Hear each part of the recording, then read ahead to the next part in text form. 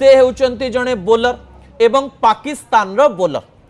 हठात से चर्चा को आसिले काहेकि एवं तांकु नै एते चर्चा काहेकि एवं आमे विषयर ना अजब बोलिंग रो गजब कथा काहेकि कहिछु ए विषय को जीवा पूर्व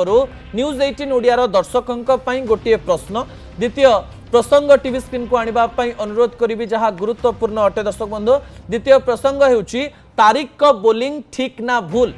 तारिक जेमिति बोलिंग करूचंत सेही बोलिंग टी ठीक ना भूल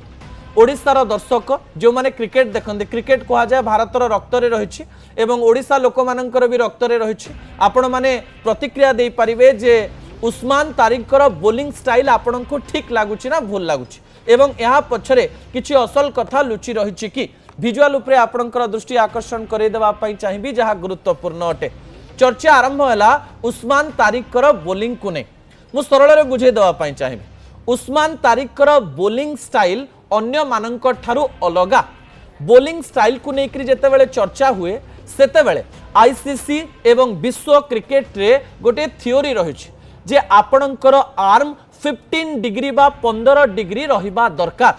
15 डिग्री साइड आर्म एवं लेफ्ट आर्म किंबा राइट आर्म जो थे आपण करूचंती सेही हिसाब रे बोलिंग हेले बोलिंग टी सठिक स्थान रे पहुंची पारिबो एवं सेही